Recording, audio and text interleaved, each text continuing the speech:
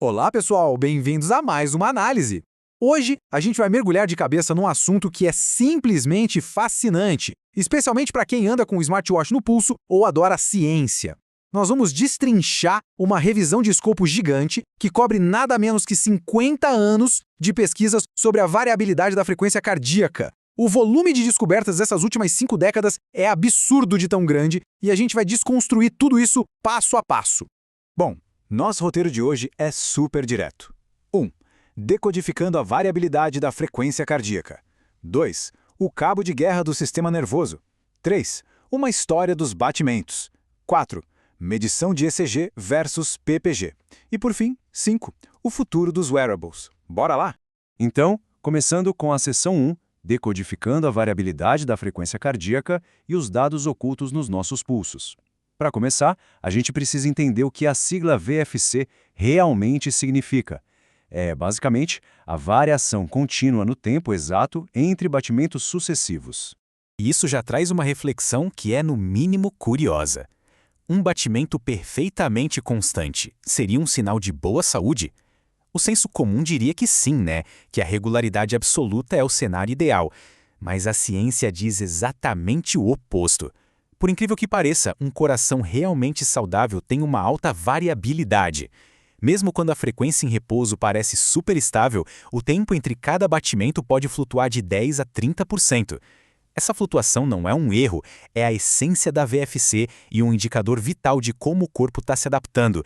E isso nos leva à seção 2, o cabo de guerra do sistema nervoso, o acelerador e o freio. Sabe, o nosso coração não toma essas decisões sozinho. Ele é rigorosamente controlado pelo sistema nervoso autônomo. Tem uma metáfora na literatura científica que é simplesmente fantástica para explicar isso. Os pedais de um carro.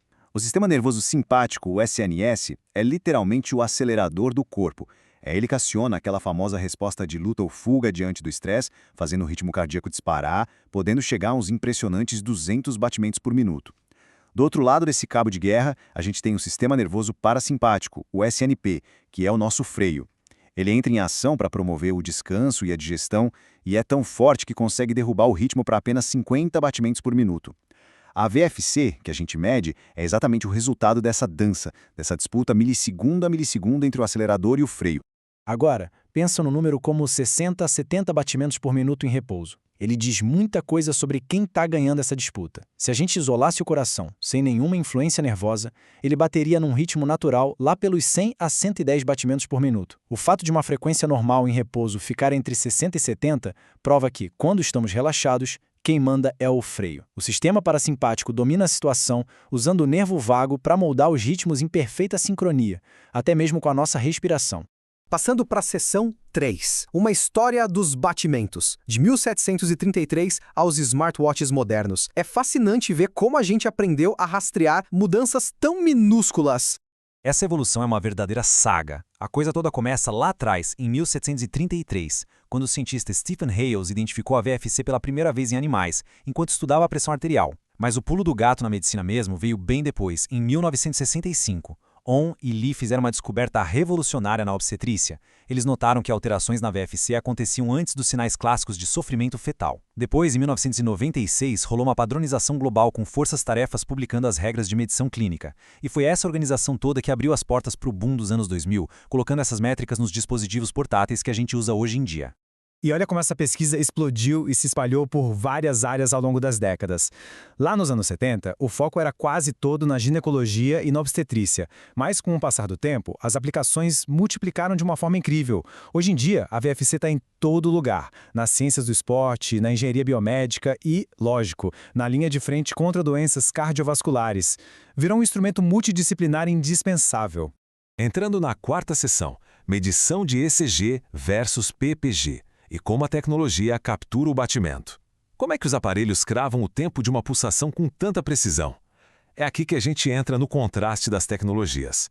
A diferença visual dos sinais é bem reveladora. No eletrocardiograma, a gente vê picos eletromagnéticos super acentuados, o complexo QRS e as ondas R.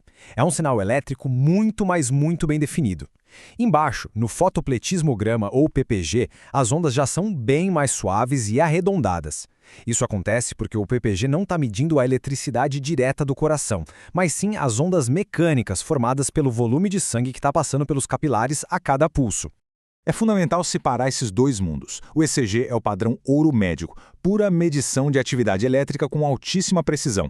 Já o PPG mede as mudanças de volume de sangue usando luz, geralmente infravermelha ou verde. E é exatamente essa tecnologia que viabilizou os smartwatches e as pulseiras fitness que todo mundo conhece. Só que a literatura faz um alerta importante. Com o PPG, o que está sendo medido tecnicamente é a variabilidade da frequência de pulso, e não puramente a do coração. Tem uma ótima correlação com o ECG, sem dúvida, mas esses aparelhos comerciais ainda carregam algumas margens de erro. O que nos leva à nossa quinta e última sessão, o futuro dos wearables, destilando os dados e os desafios atuais da área.